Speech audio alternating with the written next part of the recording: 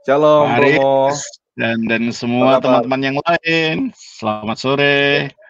Sore. Oke, Romo. Hari ini kita akan berbicara tentang ini, Romo, tentang Injil Barnabas, Romo. Ini Injil ini favorit sekali nih, Romo. Teman-teman kita yang di seberang ini senang sekali sama Injil Barnabas ini nih. Ini kalau teman-teman penasaran ya sama Injil Barnabas ini teman-teman bisa beli di Tokopedia tuh ada tuh Injil Barnabas, di Amazon juga ada. Nah, kita hari ini akan bahas apa hubungannya antara Injil Barnabas, Alkitab, dan Al-Quran. Oke, mungkin bisa diceritakan, Romo. Ini Injil Barnabas ini apa sebenarnya, Romo? Silakan, Romo. Injil Barnabas ini suatu yang dikatakan Injil yang ditulis oleh Barnabas, yang menurut pengakuan penulisnya dalam buku itu, dia adalah salah satu dari Rasul Yesus Kristus. Dari salah satu dari 12. Ya, padahal coba kita lihat dalam Alkitab ya. Coba kita baca dari Matius pasal 10 ayat 1 sampai 4. Setahu saya sih nggak ada murid di Barnabas, Romo, ya, dari 12 itu. Coba kita baca aja supaya orang tahu. Oke, di berapa? Matius? Pasal 10 ayat 1 sampai 4. 10 1 sampai 4. Oke, ini saya bacanya buat teman-teman semua ya.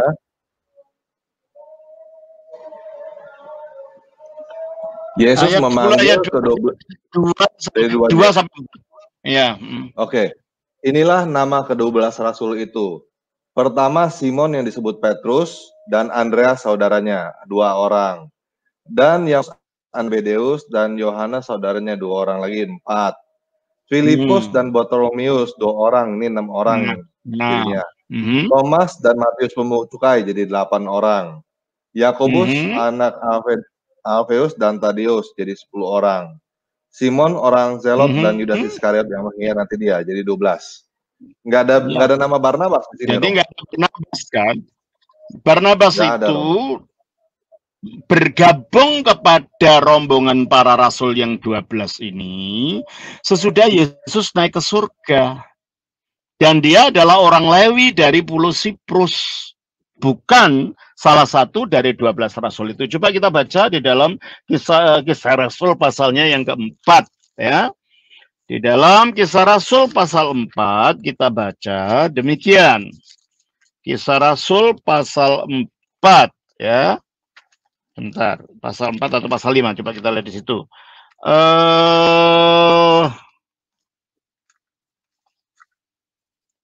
Coba kita lihat ayat 36, pasal 4 ayat 36 dan 37.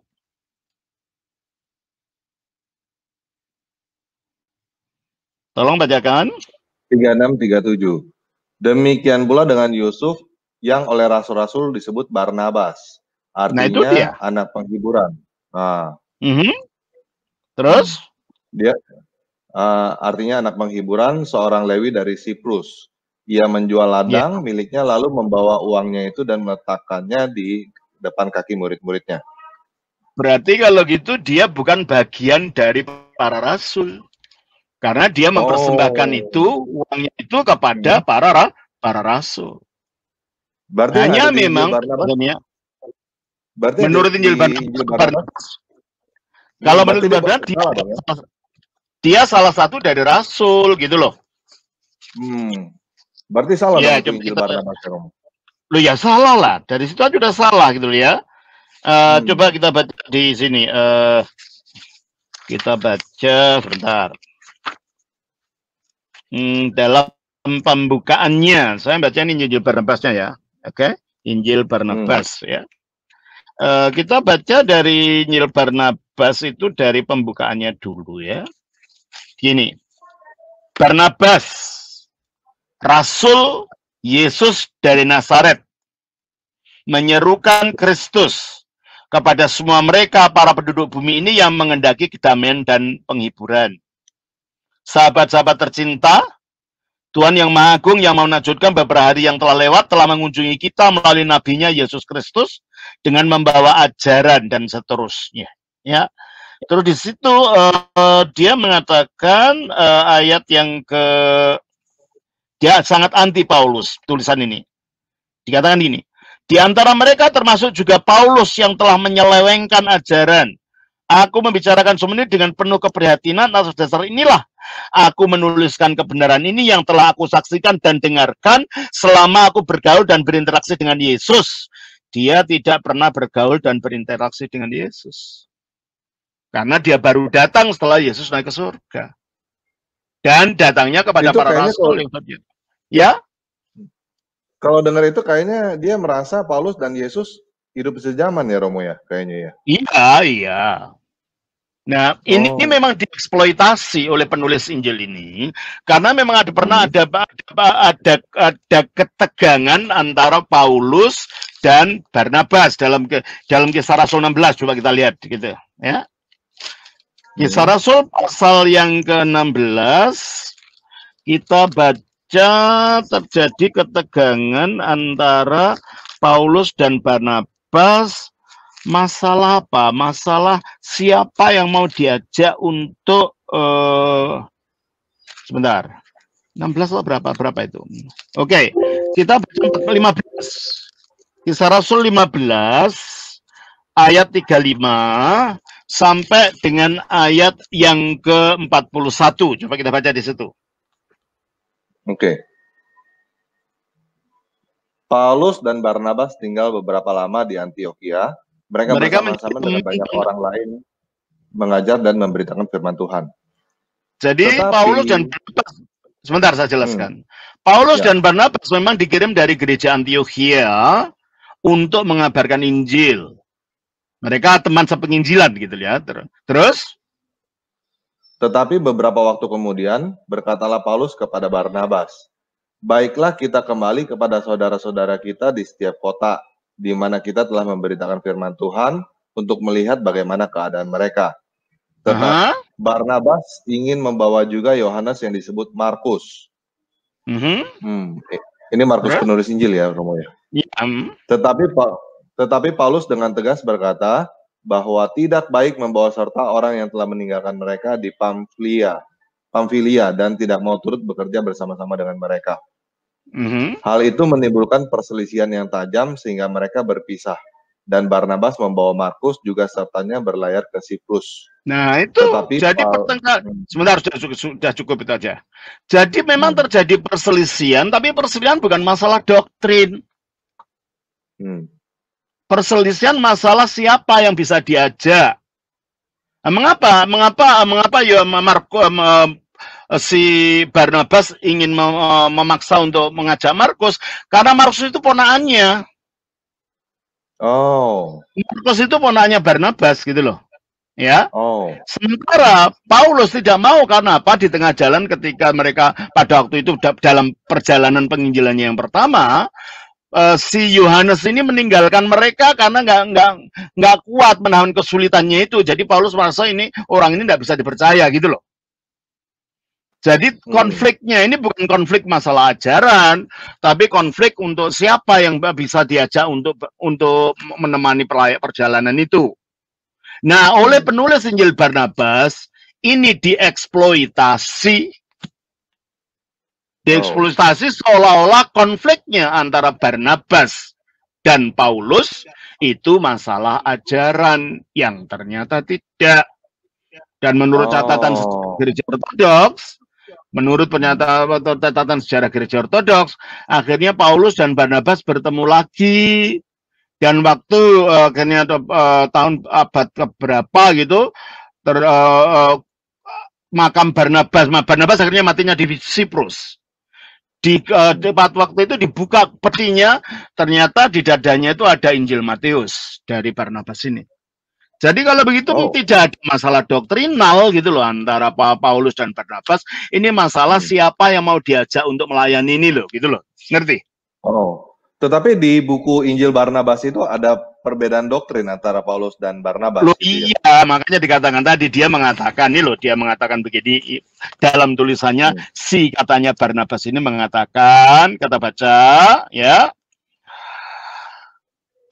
di mana banyak dari ajaran-ajaran ini, maksudnya ajaran Yesus, yang telah diselewengkan oleh setan di balik kedok kesucian.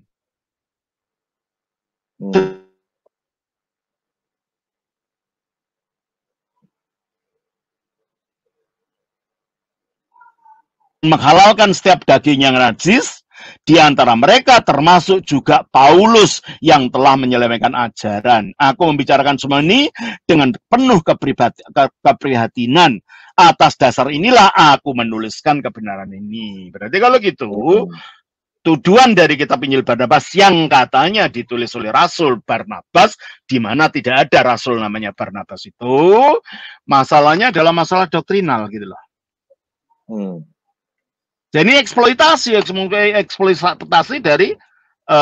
dari fakta sejarah. Perselisihannya bukan perselisihan doktrinal, perselisihan mengenai teman yang diajak untuk bekerja sama dalam penginjilan. Itu perselisihannya. Jelas ya? Jelas. Itu jadi sebenarnya gimana? Ya teruskan. Itu jadi sebenarnya yang tulis Injil Barnabas itu siapa, Romo? Ya ini makanya ini yang kita mau kita bicarakan, ya.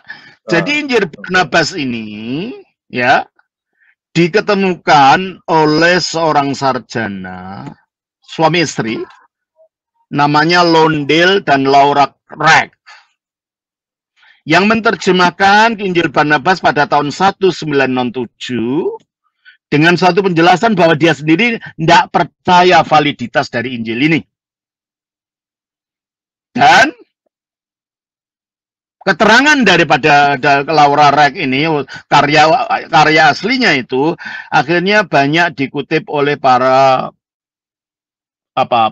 penyelidik yang lainnya. Dan ada 2 manuskrip yang memberikan 222 pasal dari Injil Barnabas yang masih ada. Tetapi anehnya, tidak ada satupun yang dalam bahasa Aramaik, yang merupakan bahasa sehari-harinya Yesus. Tidak ada yang bahasa Yunani, yang merupakan bahasa internasional zaman itu, maupun bahasa Ibrani, yang merupakan bahasa keagamaan orang Yahudi pada saat itu. Tetapi ini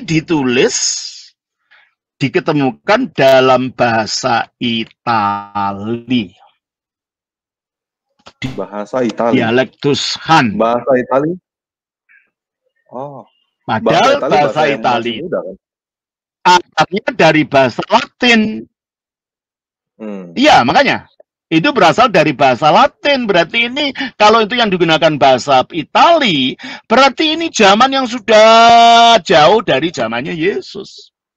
Sebab zamannya Yesus itu orang Roma menggunakan bahasa Latin, bukan bahasa Itali. Yang bahasa Latin itu terpecah menjadi bahasa Itali, bahasa Spanyol, bahasa Portugis, bahasa Perancis, dan bahasa Romania. Kalau ini memang ditulis pada zaman pertama, kalau memang bahasanya bahasa Barat, seharusnya bahasa Latin, atau bahasa Aramaik, atau bahasa Yunani, tetapi tidak. Ya, dan juga para penyelidik juga menemukan bahwa di dalam ayat-ayat yang ditulis dalam Injil Barnabas itu ada kutipan dari Dante Alighieri, yaitu Divina Comedy. Itu tahun berapa itu Dante itu menulis itu? Divine Comedy. Dante. Dante Divine Comedy. Iya, itu dikutip oleh Injil Barnabas gitu loh. Oh, bentar ya, coba saya cari dulu ya, bentar. Iya, Dante itu dikutip oleh Injil Barnabas gitu. Lu kan bermasalah jadinya gitu kan? Divine Comedy ya? Iya.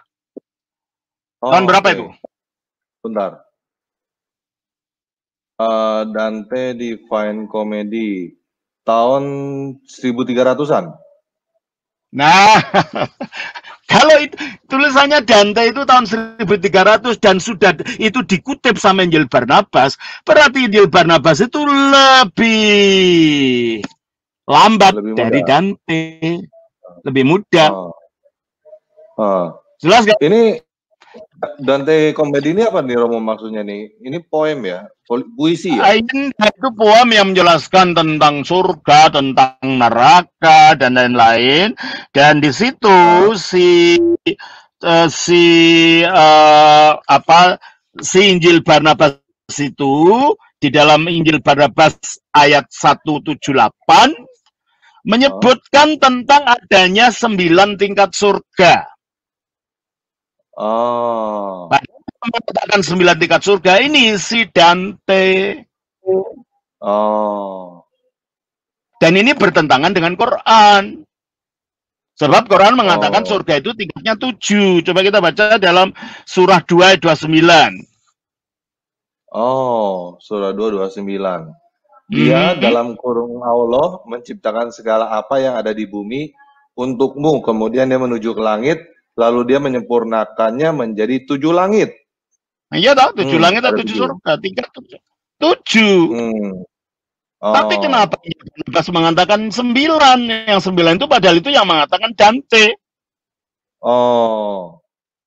Dan itu terus dalam Injil Barnabas ayatnya 178, pasalnya 178.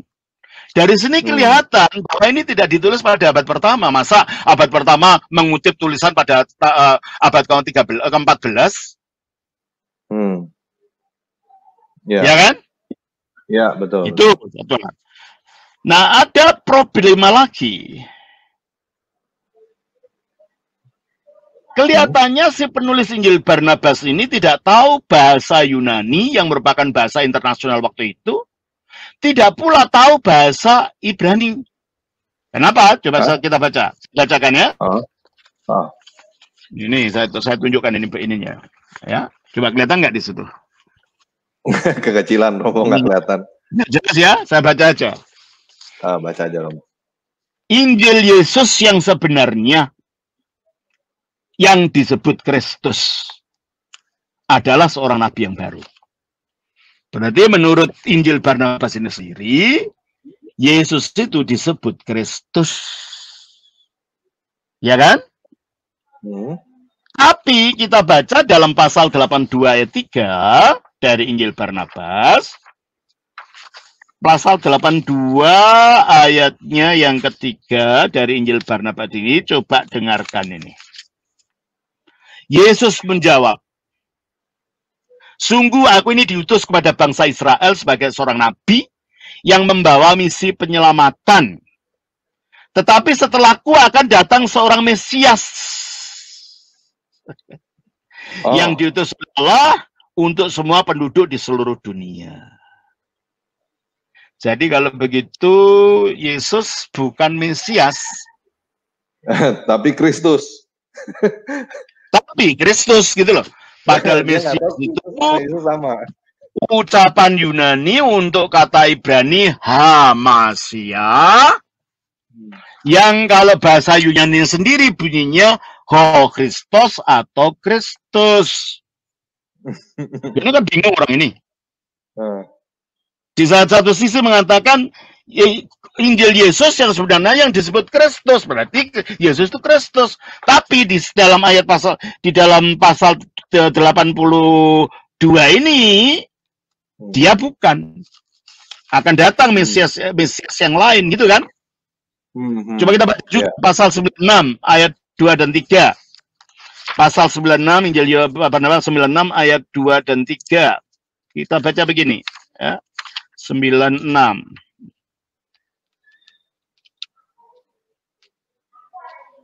Ayatnya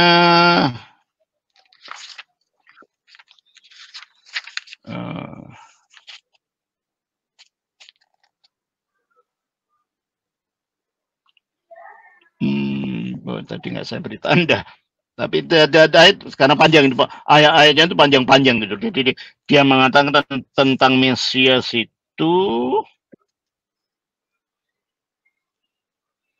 Coba saya carinya ayatnya tadi ini panjang-panjang soalnya.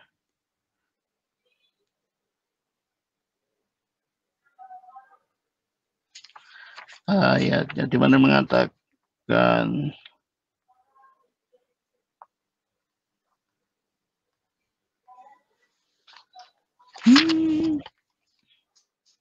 Coba itu ayat dan kita lihat. Ayat 97, ayat 1 dan 6. Coba kita ayat 97 aja. Pasal 97. Ya. Kita baca pasal 97 ayat 1 ya. Meskipun aku tidak layak untuk melepas tali ikatan sepatunya, aku telah menerima berkat dan rahmat dari Tuhan untuk dapat melihatnya. Loh, ini kan kata-kata Yohanes Pembaptis kok dijejalkan ke mulutnya Yesus. Ya kan? Yohanes Pembaptis merasa tidak layak mengandung tali kasutnya Yesus. Karena ini Yesus tidak layak terhadap Mesias yang katanya dikatakan mau datang itu. Kemudian pendeta tinggi menjawab bersama gubernur dan raja, jangan mencemaskan dirimu, oh Yesus, manusia suci pilihan Allah. Karena di masa pemerintahan kami tak akan ada lagi fitnah besar ini, karena kami akan menulis laporan kepada Senat tinggi Romawi sedemikian rupa, sehingga lahir keputusan resmi yang melarang siapapun untuk menyebutmu sebagai Tuhan atau Putra Tuhan. Ya, terus? Kemudian Yesus berkata, aku tidak terhibur dengan kata-katamu, karena di mana engkau mengharapkan penerangan, maka kegelapan akan datang. Tetapi aku terhibur dengan berita kedatangan utusan Allah yang akan menghancurkan setiap pendapat. Berarti ini kan kata-kata Al-Quran yang katanya Yesus akan, coba kita baca dalam surah 61 ayat 6. Surah 61 ayat 6. Surah 61 ayat 6. Bentar ya. 61 ayat 6. Ya. Dan dalam kurung ingatlah ketika Isa putra Maryam berkata, wahai Bani Israel, sesungguhnya aku utusan Allah kepadamu yang membenarkan kitab di dalam kurung yang sebelum aku, yaitu Taurat dan memberikan kabar gembira dengan seorang rasul yang akan datang setelahku, yang namanya Ahmad dalam kurung Muhammad. Ini kan kata-kata Al-Quran, bukan. Tapi ini kata-kata itu diucapkan oleh Yesus dalam Injil Barnabas gitu loh. Oh, ya. Jelas. Jadi kalau gitu kelihatan dari pertama kutipannya itu sendiri sudah kita melihat ini fabrikasi Injil ini gitu loh. Ya. Pertama udah mengutip dari Dante ya, yang tulisannya tahun 1300, padahal ini diklaim ini datangnya zaman para rasul, sudah tidak mungkin gitu loh. Kedua tidak mengertinya bahasa, dia tidak tahu bahwa Mesias dan Kristus itu artinya sama gitu loh. Di dalam pembukaan dikatakan Yesus itu Kristus, tetapi dikatakan aku bukan Mesias itu. Gimana sih? Ya kan? Dari sini saja kita melihat ada permasalahan di dalam Injil Barnabas ini, gitu ya. Dan lagi pula, ini juga bertentangan dengan Al-Quran. Sebab di dalam Al-Quran yang disebut Al-Masih atau Mesias atau Kristus itu ya Isa, tidak ada lain, gitu loh. Coba kita baca dalam Quran surah 3 ayat 45. 3 ayat 45. Ya.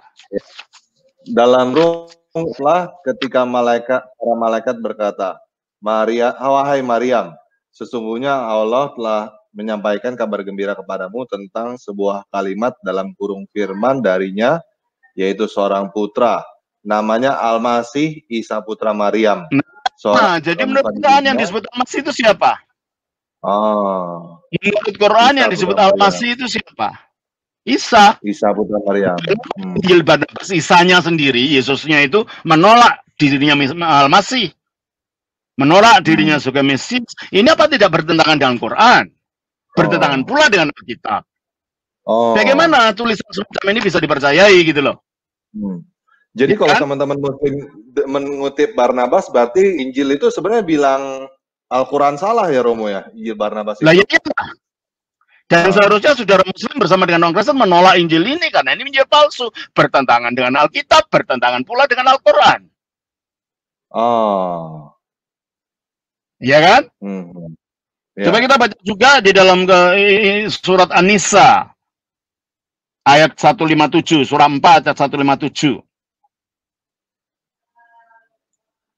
Dan dalam kurung kami hukum juga karena ucapan mereka, sesungguhnya kami telah membunuh Al-Masih, Isa putra Maryam, Rasul Allah. Berarti Padahal yang disebut mereka tidak. siapa?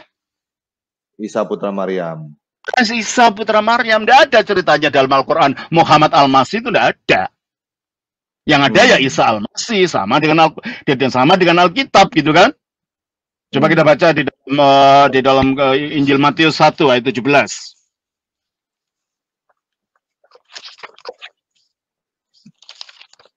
Injil Matius 1 ayat 17.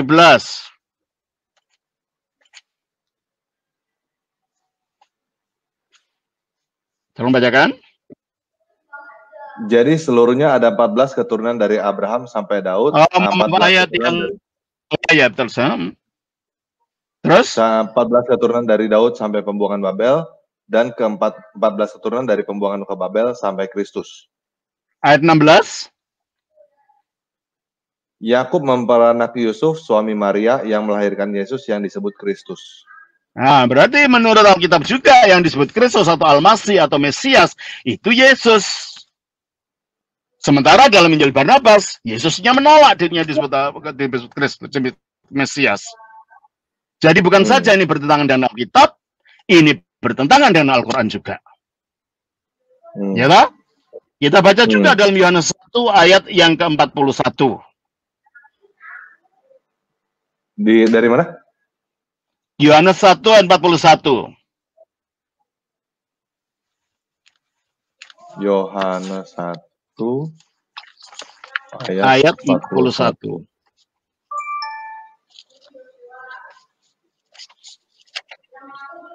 Andreas mula-mula bertemu dengan saudaranya dan ia berkata kepadanya, kami telah menemukan Mesias, dalam kurung artinya Kristus. Nah, Mesias artinya Kristus.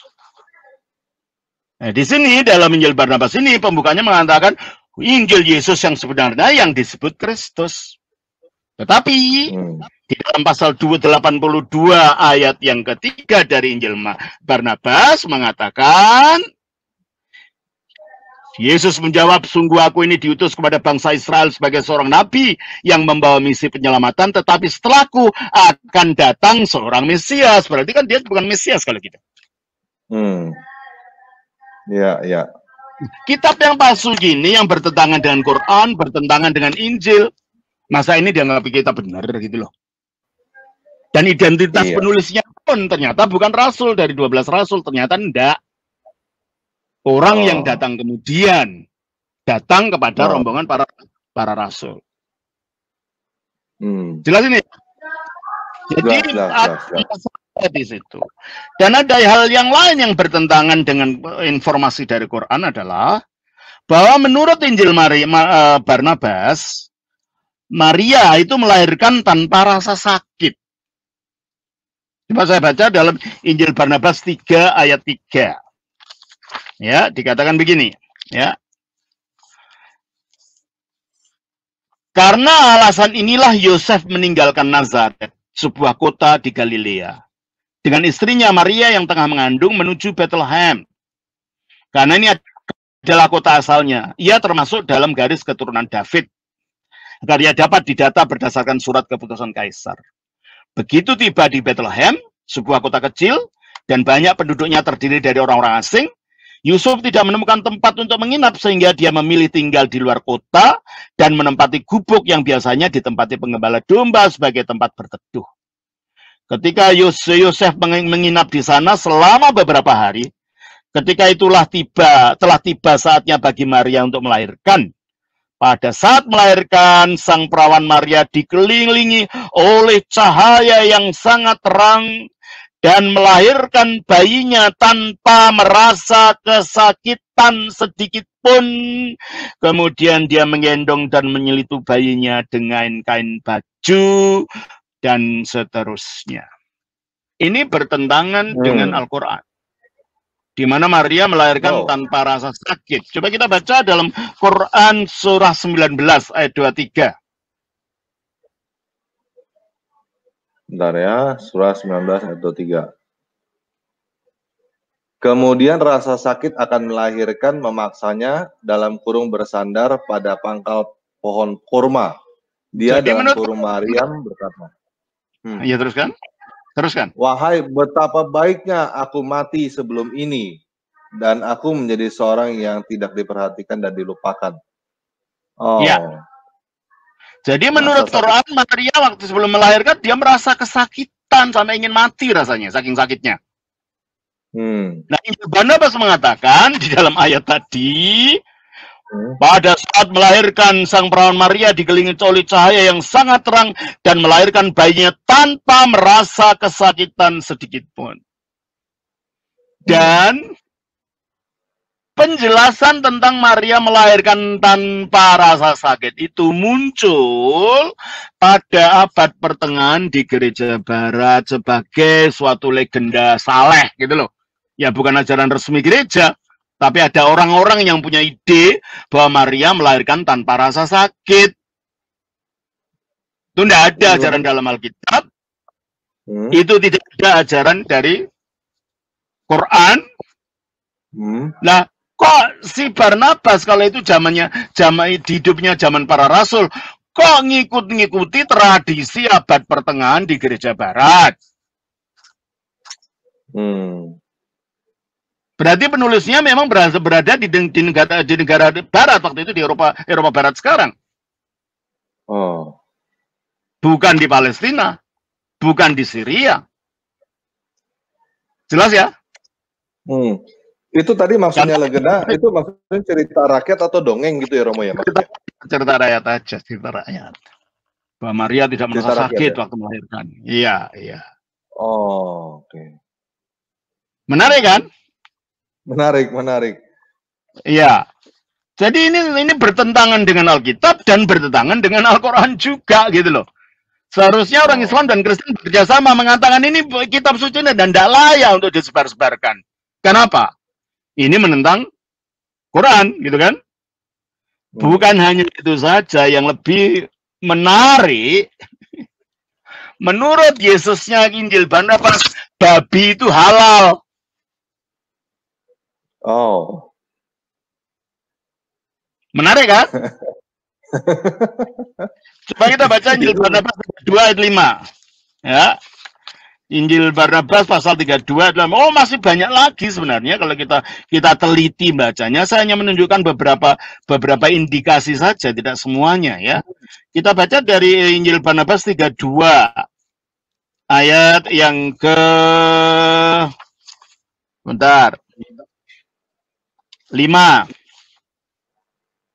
Ketika Yosef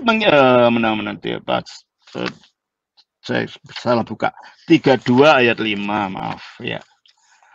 Ini kata Yesus, sesungguhnya aku mengatakan kepadamu bahwa untuk makan roti dengan tangan kotor tidak akan membuat manusia menjadi najis. Karena apa yang masuk ke dalam tubuh manusia tidak akan menajiskan manusia, tetapi yang keluar dari tubuh manusia lah yang membuatnya najis. Kemudian salah seorang ahli kitab bertanya, jika aku akan makan daging babi atau daging-daging yang najis, apakah mereka akan mengotori hati nuraniku? Yesus menjawab, ketidakpatuhan tidak akan memasuki diri manusia, tetapi akan keluar dari manusia melalui hatinya, dan oleh karena itu dia akan menjadi kotor jika menyantap makanan haram. Kalau tidak patuh gitu loh, bukan dagingnya sendiri. Jelas ini. Jadi implikasinya apa? Ya nggak apa-apa, makanlah. Padahal dalam Al-Quran itu jelas dilarang makan daging babi. Itu coba kita baca dalam Quran 2 itu, Quran surat Al-Baqarah 173.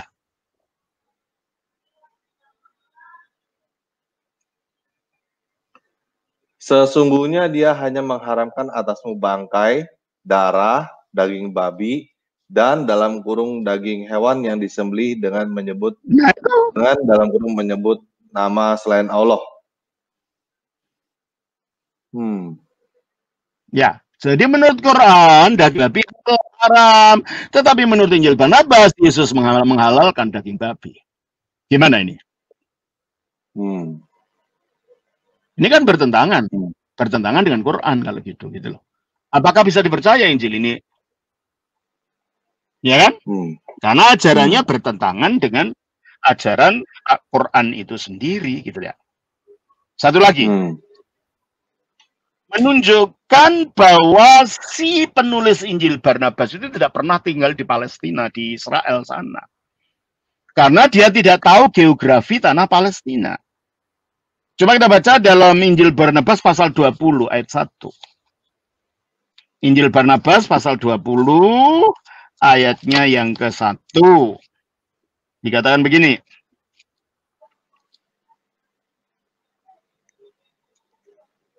Injil Barnabas 20 ayatnya 1. Yesus berangkat menuju pelabuhan Galilea dan menumpang kapal yang berlayar menuju kotanya Nazaret. Mari kita lihat petanya. Galilea itu di mana? Nazaret itu di mana? Ya, saya tunjukkan. Saya punya petanya ini.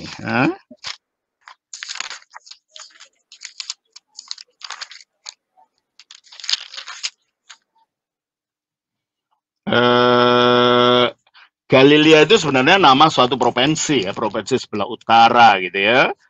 Coba kita lihat. Ini ada peta ya. Nah, saya tunjukkan Galilea di sini. Ya. Dan saya tunjukkan Nazaretnya mana sebentar.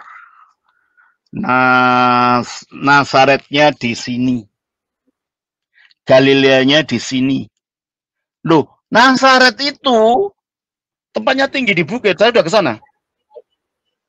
Loh, apa mungkin Yesus berjalan melalui daratan ke tempat tinggi naik perahu?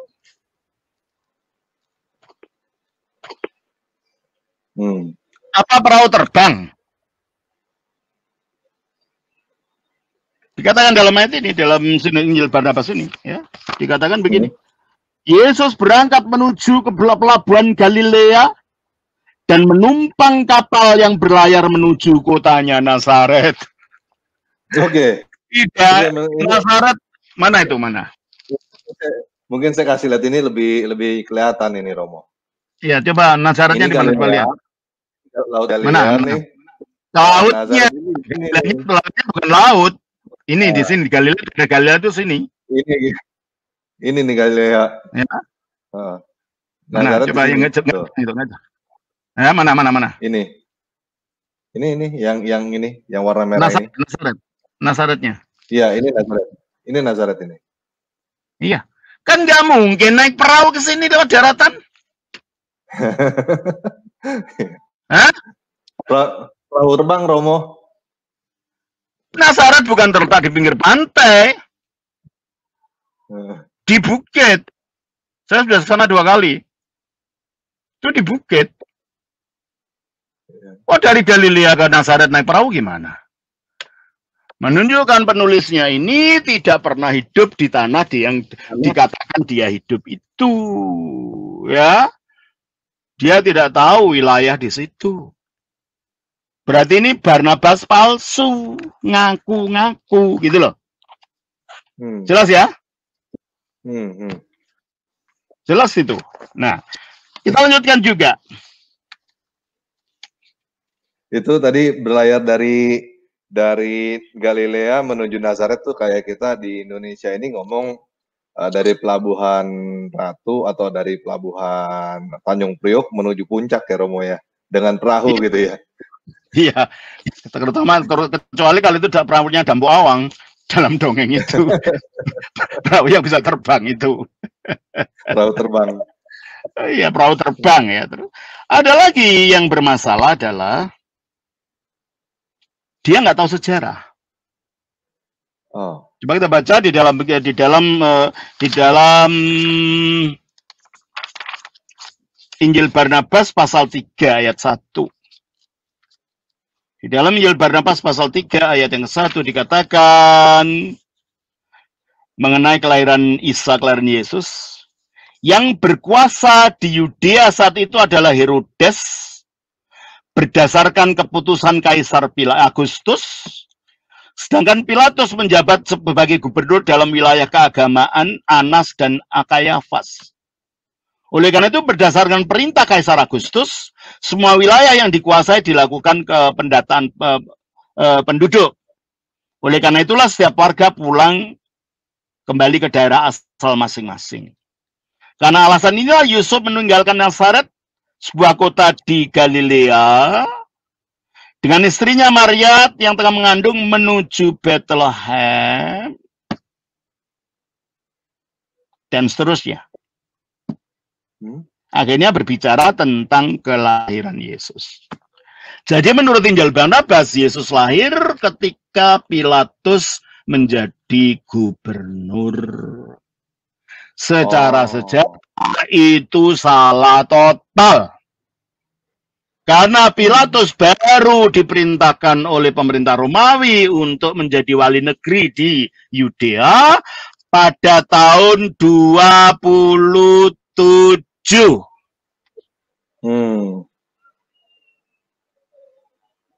Jadi Pilatus baru ke Yerusalem tahun 27. Bukan waktu lahirnya Yesus. Berarti yang pengarang Injil Barnabas ini dia pikir Pontius Pilatus itu dari Yesus lahir sampai Yesus mati itu dia masih gubernurnya ya? Iya. Ini tidak cocok dengan sejarah. Coba kalau tidak percaya cari di Google itu. Pemerintahan Pilatus. Pilatus pemerintah di mana? Di Yerusalem. Coba lihat. Di Google. Oke, bentar saya cari ini.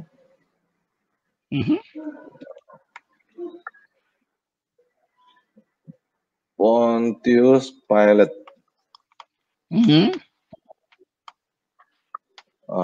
Ya di in office dari tahun 26 sampai 36 AD. Oke.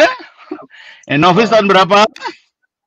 26 sampai makanya sekarang 27 tadi. Bukan tahun 1 ketika Yesus lahir. Dari sini geografinya ndak tahu, bahasanya ndak tahu, sejarahnya ndak tahu. Pengakuannya sebagai bagian dari para rasul ternyata keliru. Jadi kitab apa Injil Barnabas itu kalau begitu gitu? Bukan hanya bertentangan dengan Alkitab, tetapi juga bertentangan dengan Al-Quran, gitu kan? Ya. Dan juga ada kekeliruan lagi. Di dalam Injil Barnabas dikatakan bahwa tahun Yubel itu terjadinya setiap 100 tahun sekali. Coba kita baca di dalam kita baca di dalam Injil Barnabas pasal yang ke-82 ya. Demikian bunyinya. Yesus menjawab, "Sungguh aku ini diutus kepada bangsa Israel sebagai seorang nabi yang membawa misi penyelamatan. Tetapi setelahku akan datang seorang Mesias." Berarti dia bukan Mesias, sudah kita bahas tadi kan. Yang diutus oleh Allah untuk semua penduduk di seluruh dunia. Dan karena demi sang utusan inilah Tuhan menciptakan dunia ini. Dan kemudian melalui seluruh tempat di seluruh dunia ini Tuhan akan disembah. Dan nama Tuhan diterima sehingga pada pesta peringatan tahun Yubile. Yubile itu tahun Yobel. Dan menurut Alkitab, tahun Yobel itu bukan tiap 100 tahun sekali, tetapi tiap 50 tahun sekali. Coba kita lihat dalam kitab Imamat. Kitab Imamat pasalnya yang ke-25. Ya. Kitab Imamat pasalnya yang ke-25, kita baca demikian. Tahun Yubel atau yang disebut bahasa Latinnya tahun Yubelium. Ayat yang ke-31. Mulai 29 deh. 29. Apabila seorang menjual rumah tempat tinggal di suatu kota yang dipagar tembok, maka hak menebus hanya berlaku selama 1 tahun mulai dari hari penjualannya. Hak menebus berlaku hanya 1 tahun. Tetapi jikalau rumah itu tidak ditebus dalam waktu setahun itu, rumah itu secara mutlak menjadi milik si pembeli turun-temurun. Dalam tahun Yobel, rumah itu tidaklah bebas. Tahun Yobel.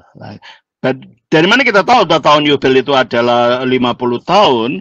Coba kita baca. Kita baca kalau gitu ayat yang ke-10. Coba Guna. Ya, yang ke-11. Ya 11 ya, coba. 11. Tahun yang ke-50 itu harus menjadi tahun Yobel bagimu. Iya toh? Tahun yang ke-50 menjadi tahun Yobel. Dan menurut Injil Barnabas, Yobel itu tiap 100 tahun sekali. Berarti yang ngaku Barnabas, penulis yang disebut Injil Barnabas ini nggak tahu kitab suci, nggak tahu tradisi Yahudi. Ya. Terus ada keterangan bahwa di gereja Roma Katolik pada tahun 1300 Paus Bonifasius ke-8 itu menetapkan tahun Yobel untuk gereja Katolik pada tahun itu setiap 100 tahun sekali. Oh. Jadi kalau Injil Barnabas tahu tahun Yobel itu 100 tahun sekali, berarti tahunya dari peristiwa sesudah Paus Bonifasius ke-8 itu mencanangkan tahun Yobel untuk gereja Roma Katolik di zaman itu 100 tahun sekali. Jadi kita lihat kalau begitu, orang ini tidak pernah tinggal di Palestina, tinggalnya di Barat. Ya kan, tadi kan kita sudah buktikan. Ya. Dan juga tahunnya adalah peristiwa sesudah tahun 1300. Karena pada tahun itulah Sri Paus dari Roma, Bonifasius ke-8 itu menetapkan tahun Yobel sebagai 100 tahun sekali di dalam gereja Roma Katolik di zaman itu. Jadi kalau begitu dari bukti-bukti internal tidak mungkin Injil Barnabas ini pertama ditulis oleh rasulnya Yesus, sebab tidak ada anak rasulnya Yesus namanya Barnabas. Jelas?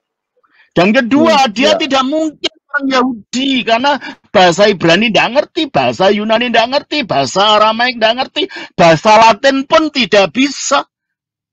Karena aslinya buku kitab ini ditulis dalam bahasa Italia, dialektus kan. Dan juga ada yang bertentangan ya. Coba kita baca lagi di dalam mengenai pemahamannya tentang Injil tuh ya. Kita baca di dalam Injil Barnabas ini ayatnya yang judulnya dulu. Injil Yesus Kristus yang sebenarnya. Berarti kalau gitu penulisnya mengakui inilah Injil Yesus itu. Betul kan? No. Yeah. Berarti kan Injil Yesus Kristus yang sebenarnya, berarti inilah Injil Yesus itu. Jadi kitab ini. Nah, apa ini gak bertentangan dengan ajaran Islam? Bahwa kepada Nabi Isa diturunkan langsung kitab namanya Injil, bukan yang ditulis oleh Barnabas. Jelas gak itu? Maksudnya tulis judulnya Injil Yesus gitu ya, sekalian gitu. Injil Yesus yang sebenarnya. Mungkin kalau bahasa Inggrisnya the original Gospel of Jesus Christ gitu, mungkin gitu. Saya yang punya saya bahasa Inggris sedang saya betulin di toko di percetakan, jadi saya nggak punya bahasa Inggris, yang punya terjemahannya. Ya kadang-kadang terjemahan bahasa Indonesia yang gini-gini itu kadang-kadang nggak benar gitu ya. Coba kita baca kalau gitu. Sekarang pasal 1. Dalam beberapa tahun yang telah lewat, seorang perawan yang bernama Maria, keturunan Nabi Daud dari suku Yuda, telah dikunjungi oleh malaikat Jibril atas perintah Tuhan. Perawan ini menghidupi kehidupan suci dan seterusnya. Coba saya lihat bagaimana Yesus menerima Injil ya. Coba, oh bukan ini. Coba saya lihat Yesus menerima Injil itu begini.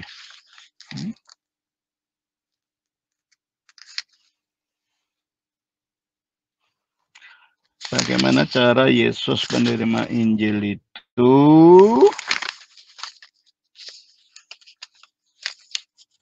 Pasalnya di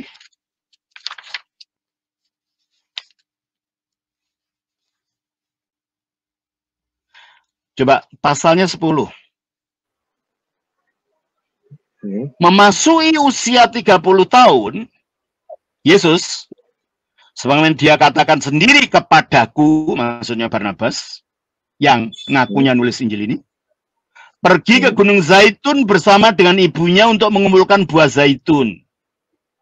Kemudian pada tengah hari, di saat sedang menyembah Tuhan, ketika sampai pada ucapan ini, dengan Tuhan dengan penuh rahmat, dia diliputi oleh cahaya yang sangat terang, dan dikerumuni oleh banyak sekali malaikat yang mengucapkan semoga diberkati Tuhan.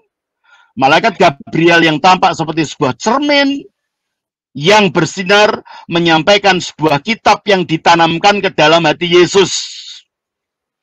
Wow. Berarti kalau gitu ini kan seharusnya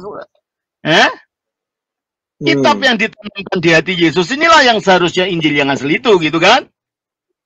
Kenapa yang Injil yang namanya Injil Barnabas itu dikatakan sebagai Injil yang asli, Injil sejati? Apa tidak bertentangan?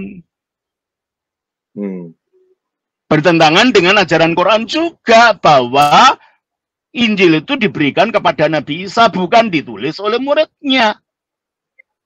Berarti kalau gitu ada Injil dong. Injil yang berupa sebuah cermin yang bersinar. Gabriel seperti sebuah cermin menyampaikan sebuah kitab yang ditanamkan ke dalam hati Yesus sehingga dia memiliki semua pengetahuan tentang apa yang telah dilakukan dan difirmankan Tuhan. Berarti ini kan Injil itu. Loh, kok bisa ada Injil yang asli, kata Injil Barnabas, yang masuk ke dalam dada Yesus dengan Injil yang ditulis oleh Barnabas yang dikatakan itu Injil yang asli? Bermasalah enggak ini? Sangat bermasalah. Seharusnya saudara Morsi menolak Injil itu. Menolak Injil ini karena bertentangan dengan Quran dan bertentangan dengan Alkitab secara bersama-sama, gitu ya. Tapi kok teman Muslim kok ada yang seneng ya ngutip-ngutipnya dari situ ya, Romo ya? Aneh ya? Karena apa? Karena dalam Injil inilah dikatakan yang disalib bukan Yesus, gitu loh. Oh, tuh. Untuk pertama kali nama Yudas Iskariot muncul sebagai yang disalib itu di Injil ini. Dalam Al-Quran nggak disebutkan siapa yang menggantikan Yesus, itu tidak ada. Bahkan nama rasul pun tidak ada. Nama rasul-rasul Yesus pun tidak ada dalam Al-Quran, nggak ada disebutkan. Apalagi ini Yudas. Coba saya baca ya. Saya baca di dalam Injil ini, Barnabas ini mengenai penyaliban dari Yesus Kristus. Ya. Kita baca sebentar. Di dalam pasal yang akan kelihatan sekali itu fabrikasinya, gitu loh. Jadi kalau mengatakan yang disalib itu Yudas, itu bukan dari Al-Quran, bukan dari hadis, dan bukan dari tradisi Islam. Itu dari karangan Injil ini, Injil palsu ini. Baru namanya disebutkan sebagai Yudas, gitu kan. Coba saya baca di sini. Ya.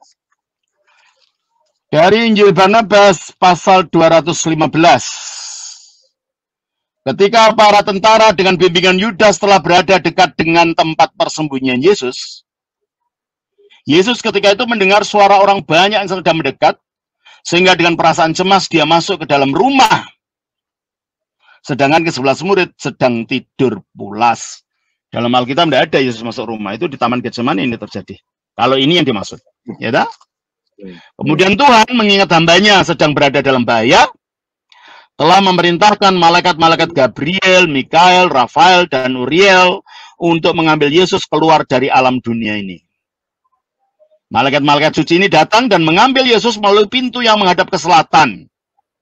Mereka membawa dia dan menempatkannya di langit ketiga dengan kawalan rombongan besar malaikat-malaikat yang selalu mensucikan Tuhan. Yudas Iskariot memasuki rumah secara paksa mendahului semua yang lain dan memusuhi ruangan di mana Yesus telah diangkat ke langit. Sementara murid-murid Yesus masih tertidur, di mana kemudian Tuhan bertindak secara menakjubkan dengan mengubah total penampilan Yudas sampai-sampai suara dan wajah Yudas sangat mirip dengan suara dan wajah Yesus, di mana kami benar-benar mempercayainya sebagai Yesus. Setelah itu dia, yaitu Yudas, membangunkan kami sambil mencari di mana gerangan sang guru berada. Tak lama kemudian kami merasa tercengang dan bertanya, "Engkaulah adalah guru kami, apakah engkau telah melupakan kami?" Dan dia, Yudas, sambil tersenyum berkata, "Kalian semua ini bodoh yang tidak mengenali aku sebagai Yudas Iskariot." Dan pada saat dia mengatakan hal itu, masuklah tentara dan mencengkramkan tangan-tangan mereka ke tubuh Yudas, karena itu dia sangat mirip Yesus dalam setiap lekuknya. Dan akhirnya dia yang disalibkan. Oh. Saudara, ini ya, bagi mereka nggak peduli, bagi orang-orang ini nggak peduli kebohongan pada bahasa yang lain. Pokoknya Yesus sudah disalib lah, itu mereka dapat dukungan dari situ gitu. Yang penting Yesus nggak disalib, mau itu dongeng. Iya, yang penting itu gitu loh. Iya. Yang lain-lain itu bertentangan dengan Al-Quran juga, bertentangan dengan Alkitab juga. Semuanya itu tidak. Loh, kalau mengenai sejarah Palestina saja dia nggak tahu. Ya toh, jumlah rasul-rasul saja dia nggak tahu, dan dia mengaku dirinya bagian dari itu. Bahasa aslinya para rasul saja dia nggak tahu. Loh, bagaimana dia tahu bahwa yang disalib itu bukan Yesus? Berarti itu dongeng gitu loh, yang dibuat orang pada tahun berapa? Sesudah tahun 1300. Yang hidupnya bukan di Palestina, hidupnya di Barat, yang mengetahui budaya Barat tentang Dante alegori, tentang Paus Bonifacius. Berarti orang ini tidak pernah hidup di tempat di mana Yesus ada. Kalau itu saja bohong, bagaimana mungkin kita percaya dongeng ini kalau bukan difabrikasi? Itu berarti kayak ini ya Romo ya, kayak Santo Nicholas dengan Santa Claus ya Romo ya. Ya, betul. Itu yang saya khotbahkan kemarin tuh apa itu. Santa Claus itu tidak ada kaitannya dengan Natal, itu dongeng. Ya orangnya memang Santo Nicholas itu seorang uskup ortodoks di Gereja Timur, tinggal di Mira di Turki sekarang. Akhirnya karena dia orangnya sangat dermawan, suka bantu orang, dan akhirnya dia dijadikan sebagai patron orang-orang yang mempunyai belas kasihan pada orang. Dan akhirnya itu di gereja terutama di negara Belanda itu dijadikan tradisi setiap Natal, karena Natal itu memperingati belas kasih Allah, memberikan hadiah yang paling besar, yaitu firman-Nya jadi manusia. Maka simbolnya adalah Santo Nikolaus ini, disertai dengan pembantunya, namanya Swart-Piet. Yang sekarang saya jelaskan.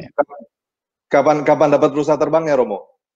Ya, lalu orang-orang Belanda ini akhirnya berimigrasi ke Amerika, tinggal di New York, di daerah Manhattan. Tahun kalau saya nggak salah tahun 1920-an, kalau saya nggak lupa. Waktu itu Coca-Cola sedang booming-boomingnya, lalu berusaha untuk menarik pembeli dari kalangan imigran Belanda ini. Diambillah temanya dari Santa Claus yang merupakan ikon Natal bagi orang Belanda. Nah, Santa Claus namanya Sinterklaas tadinya. Sinterklaas itu dibujakan secara Inggris jadi Santa Claus, dan Sinterklaas ini diberi baju warnanya Coca-Cola. Apa itu warnanya? Merah. merah. Di situ akhirnya berkembang menjadi komersil yang sangat laku. Akhirnya kisah ini dicampur dengan kisahnya Papa Noel dari Skandinavia yang tinggalnya di kutub, naik kereta salju, ditarik oleh rusa-rusa salju itu. Nah, kebetulan karakternya sama-sama orang yang sama-sama memiliki kedermawanan. Akhirnya ceritanya Santa Claus, sinterklasnya orang Belanda ini, yang jadi Santa Clausnya Coca-Cola itu dicampur dengan Papa Noelnya Skandinavia. Jadilah Santa Claus yang kita kenal sekarang. Yang makanya rusa terbang itu ya. Iya, dalam gereja ortodoks kita tidak menggunakan itu sama sekali, enggak. Natal ya, kisahnya kisah kelahiran Yesus, bukan Santa Claus, tidak ada gunanya itu. Nah, ini sama seperti ini gitu loh. Ini sama seperti ini.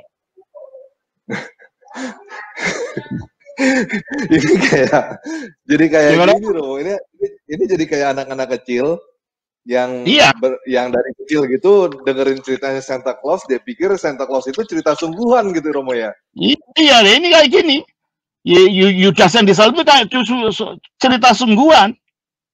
Padahal sebelum Yesus disalib, Yudas sudah mati bunuh diri kan? Menurut Alkitab. Coba kita baca. Ya. Kita baca dalam Injil Matius. Matius pasal yang ke-27. Ya. Atau 20 ya. 27 ayatnya yang ke mana itu?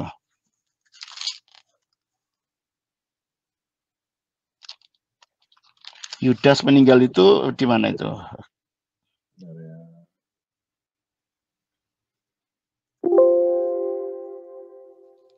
Yesus disalibkan. Hah? 27 ayat 3. Bentar. 27 ayat 3 sampai 5. 27 ayat berapa? 3 sampai 5. 3 sampai 5. Iya, pada waktu Yudas yang menyerahkan dia melihat bahwa Yesus telah dijatuhi hukuman mati, menyesallah ia. Lalu ia mengembalikan uang yang 30 perak itu kepada imam-imam, kepala, dan tua-tua. Dan berkata, aku telah berdosa karena menyerahkan darah orang yang tidak bersalah. Tetapi jawab mereka, apa urusan kami dengan itu? Itu urusan kamu. Maka ia pun melemparkan uang perak itu ke dalam bait suci, lalu pergi dari situ dan menggantung diri. Nah, setelah menggantung diri kan waktu Yesus mati ada gempa bumi luar biasa. Mungkin tali untuk menggantung dirinya itu putus, dia jatuh ke tanah, kena batu mungkin, sehingga perutnya pecah, gitu kan? Kita baca Kisah Rasul pasal 1, ya. Kisah Rasul pasal 1, ayatnya yang ke... Coba kita baca, Kisah Rasul pasal 1, ayat 16 sampai 18.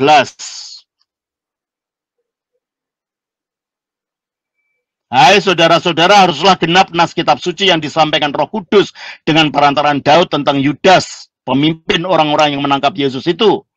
Dahulu ia termasuk bilangan kami dan mengambil bagian di dalam bagian ini. Yudas ini telah membeli sebidang tanah dengan upah kejahatannya, lalu ia jatuh tertelungkup dan perutnya terbelah sehingga semua isi perutnya tertumpah keluar. Jadi kelihatannya dari digantung ini kan waktu Yesus dikubur itu kan gempa bumi. Tali untuk menggantung dirinya itu putus, dia terjatuh, tertelungkup dan kena batu mungkin sehingga pecah perutnya. Loh, masa mungkin Yudas yang sudah mati ini lalu ditangkap disalib? Dan apakah mungkin kalau yang disalib betul Yudas akan mengatakan seperti yang dikatakan orang di atas salib itu, Bapa, ampunilah mereka karena mereka tidak tahu apa yang mereka lakukan. Mungkin Yudas mengatakan gitu. Kalau itu betul Yudas, dia akan mengumpat-umpat orang yang menyalibkan, dia teriak-teriak. Dia akan mengatakan bukan Yesus gitu ya. Iyalah. Tidak mungkin ampunilah dia karena mereka tidak tahu apa yang mereka katakan. Dan ketika si pencuri itu mengakui Yesus, tidak mungkin Yesus bisa, kalau itu Yudas, bisa mengatakan, hari ini juga engkau akan bersama aku di atas ke dalam Firdaus. Mungkin Yudas mengatakan itu? Dari data-data ini tidak mungkin itu orang lain yang disalibkan kecuali Yesus, apalagi Yudasnya sudah mati dulu. Gitu kan? Ya, ya. Dan juga ini ayat ini sebenarnya diambil dari Al-Quran, surah An-Nisa 157. Ya. Saya bacakan. Saya akan bacakan satu tafsiran. Ya. Saya nggak akan menafsirkan. Nanti saya bisa, mudah-mudahan membuat enggak. Saya akan bacakan aja, ada satu tafsiran di sini. Ini ya. Ini Qurannya tebal sekali. Ya. Itu ada tafsirnya di bawahnya. Surah 4157 bunyinya begini. Dan karena ucapan mereka, sesungguhnya kami telah membunuh Masih Isa bin Maryam, utusan Allah. Mereka tak membunuh dia dan tak menyebabkan dia mati pada kayu palang. Ya, coba. Kalau dalam terjemahan lain, ya, wa qaulihim, dan kata mereka, ini kotolnya, sesungguhnya kami telah membunuh. Ya, ini kotolna. Inna kotolna al-Masih Isa ibnu Maryam Rasulullah. Sesungguhnya kami telah membunuh al-Masih Isa putra Maryam, Rasulnya Allah. Wa ma qataluhu, dan sesungguhnya mereka tak membunuh dia. Wa ma solibuhu, dan sesungguhnya mereka tidak menyalibkan dia. Walakin, tetapi subihalahum. Ini kata bahasa Arabnya. Subihalahum itu disamarkan bagi mereka. Yang disamarkan peristiwanya atau orangnya, nggak tahu juga, nggak ada jelasannya. Jadi tidak ada kata Yudas Iskariot di sini. Nah, ini penjelasannya begini. Di tafsir ini ya, dalam tafsir ini. Saya baca aja. Kalimat solbuhu ini tak sekali-kali mendustakan disalibnya Nabi Isa pada kayu palang. Kalimat ini hanya mendustakan wafatnya Nabi Isa pada kayu palang sebagai akibat penyaliban beliau. Solib adalah cara membunuh yang sudah terkenal. Kata solbuhu artinya membunuh dia dengan cara yang sudah terkenal, kata dia ini ya. Bahwa Nabi Isa meninggal secara wajar, ini diterangkan dengan jelas dalam surah 5 ayat 117. Dan aku menjadi saksi atas mereka selama aku berada di tengah mereka, tetapi setelah engkau mematikan aku, engkaulah yang mengawasi mereka. Ya. Jadi, berikut ini adalah hal yang perlu dicatat. Nabi Isa hanya disalib untuk beberapa jam saja. Dia mengutip dari Markus 15 ayat 25. Padahal kematian karena disalib memakan waktu agak lama. 2. Ketika dua penjahat yang disalib bersama Nabi Isa diturunkan dari kayu palang, mereka masih hidup. Dengan demikian dapat ditarik kesimpulan bahwa Nabi Isa juga masih hidup. 3. Dua penjahat tadi dipatahkan kakinya, tetapi tak dilakukan terhadap Nabi Isa. Ya. Pilatus tak percaya bahwa Nabi Isa sudah mati dalam waktu setingkat itu, dan seterusnya. Ya. Jadi menurut tafsir ini, Yesus memang disalib, tapi tidak mati gitu loh. Nah, ya ini antar kelompok dalam Islam sendiri. Berarti kalau tafsir ini percaya Yesus disalib.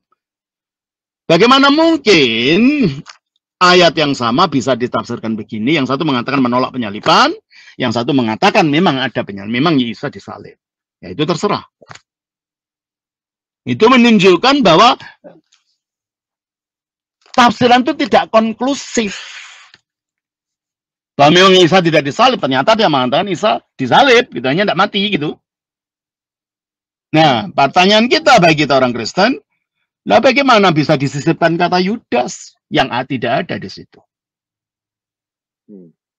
Dan ini dalam terjemahan Departemen Agama ada itu. Ini terjemahan yang tahun berapa ini? Ya, coba saya lihat terjemahan tahun 84. Ini terjemahannya agak lama ini. Nggak tahu apa sudah direvisi atau enggak. Tapi ini yang saya bacakan di dalam terjemahan tahun 84 itu mengatakan begini. Di dalam surat An-Nisa 157. Ya. Surat 4 ayat 157. Dan karena ucapan mereka, sesungguhnya kami telah membunuh Al-Masih Isa putra Maryam Rasulullah, padahal mereka tidak membunuhnya dan tidak pula menyalibnya, tetapi, ya ini dalam kurung ya, yang mereka bunuh ialah, ini tambahan, bukan bahasa aslinya, orang yang diserupakan dengan Isa bagi mereka. Lalu dari ayat ini ditafsirkan, itulah Yudas Iskariot. Ada yang lain, nama-nama yang lain. Berarti kalau gitu nama Yudas Iskariot pun tidak ada dalam Al-Quran, tidak ada dalam hadis. Yang ada malah di dalam Injil Barnabas yang telah kita buktikan. Ini Injil palsu, isinya palsu semua. Kami oleh ajaran Islam. Bahwa menurut keyakinan Islam, Yesus tidak disalibkan. Nah, bagaimana kita bisa mempercayai ini Injil benar? Bukan karena di situ mengatakan yang disalibkan Yesus, bukan. Tapi data-data yang lain membuktikan yang tidak benar gitu loh. Jelas? Ya. Bagaimana Taris? Taris? Ya, Romo. Halo? Ya, halo Romo. Halo? Apakah suara saya kedengaran? Jelas ya itu? Iya. Jelas. Jadi kalau begitu kisah kedengaran. Ya. Ada masalah ya? Udah. Enggak. Udah? Ya. Jadi masalah bahwa Yudas tidak disalib, yang disalibkan Yudas dalam Injil Barnabas ini tidak meyakinkan melihat bukti-bukti lainnya bertentangan dengan Alkitab, bertentangan dengan Al-Quran, bertentangan dengan data sejarah, bertentangan dengan geografis, bertentangan dengan semua gitu loh. Nah kalau yang lain-lain itu salah, mana mungkin ini bisa diyakini bahwa cerita tentang Yudas yang disalibkan itu benar, yang lain-lainnya yang basic saja salah gitu loh. Tentang geografi, tentang bahasa, tentang identitas orang, semuanya salah semua. Gimana ini cerita ini bisa dipercayai gitu loh? Iya. Jelas ya? Iya. Jelas banget Romo. Jadi seharusnya saudara Muslim juga harus malu menggunakan buku ini gitu loh untuk membuktikan. Karena ini bertentangan dengan Al-Quran gitu loh. Ya, jadi kalau orang Kristen tidak mengaku Injil ya karena memang Injil palsu. Munculnya aja dari tahun 1300 terbukti dia tahunya tahun Yobel tahun 100 tahun sekali, yang itu baru muncul pada kepemimpinan Sri Paus Bonifasius ke-8 gitu loh. Ya. Jelas ya? Mungkin saya tadi catat Romo, ini ada 9 poin Romo di sini Romo. Yang pertama, Barnabas itu bukan murid Yesus. Yang kedua, tidak ada perbedaan doktrin antara Barnabas dengan Paulus sebenarnya. Tetapi di situ ada dibikin-bikin gitu konflik doktrin. Iya. Terus udah gitu bahasa. Dia ada 10 berarti. Bahasanya yang dipakai itu bahasanya bahasa Itali gitu. Bahasa Itali itu zaman Yesus belum ada bahasa Itali. Bahasa muda yang berasal dari bahasa Latin. Ya, bahasa yang sangat muda. Yang ketiga. Yang keempat, dia mengutip puisi dari Dante Divine. Komedi. Divine Comedy itu puisi abad ke-14. Ya. Itu ada 4, yang keempat. Terus poin kelima, dia tidak tahu bahwa Mesias dan Kristus itu artinya sama. Iya. Di satu sisi dia bilang Yesus adalah Kristus, tapi dia bilang Yesus bukan Mesias gitu ya. Nah, itu lucu lah. Ya. Saya bukan penagi. Saya bukan Tan Peragi, tapi saya Aris gitu ya. Terus yang keenam dikatakan bahwa Maria lahir tanpa sakit, Sedangkan Al-Quran berkata Maria lahir dengan kesakitan. Terus yang ketujuh, di dalam Injil Barnabas itu babi halal. Gitu. Iya. Terus udah gitu yang ke-8, yang ke-8 nih harusnya nih. Di situ dikatakan berlayar dari Galilea ke Nazaret. Itu sama seperti berlayar, ada orang ngomong berlayar dari Tanjung Priuk ke Bandung gitu. Iya, betul. Terus udah gitu, di situ dia juga menulis Injil Barnabas itu berpikir bahwa Pontius Pilatus jadi gubernur dari sebelum Yesus lahir sampai setelah Yesus meninggal, setelah Yesus bangkit gitu. Betul. Jadi itu kan 30 tahun lebih, mana ada gubernur 30 tahun lebih itu nggak ada gitu. Gubernur. Nggak ada, ya betul. Ya. Nah, sekarang mengenai penyebab itu jelas dia tahu tentang yang ke-10 dia nggak tahu tentang tahun Yobel. Dia pikir itu tahun Yobel 100 tahun sekali. Itu adalah tradisi gereja Katolik oleh Paus Bonifasius yang menentukan. Betul. Yang ke-8 yang menentukan itu pada abad ke-13 itu. Jadi jelas banget orang ini adalah orang yang hidup setelah abad ke-13. Jadi setelah abad ke-13 baru tahun Yobel itu jadi 100 tahun. Sebelum tahun itu yang namanya tahun Yobel itu pasti 50 tahun gitu. Iya. Dan menurut para sarjana setelah diselidiki lebih dalam, ternyata nama aslinya yang menulis Injil Barnabas itu adalah Mustafa de Arande. Orangnya namanya Mustafa de Arande, yang menurut teorinya tadinya orang Yahudi. Dan waktu itu ada masa inkuisisi di gereja barat, dia pura-pura jadi Katolik. Dan akhirnya dia melarikan diri ke Turki. Di sana dia menulis Injil ini. Namanya Fra Marino, nama Latinnya atau nama Spanyolnya namanya Fra Marino, atau juga namanya Mustafa de Arande, itu nama Spanyol kelihatannya.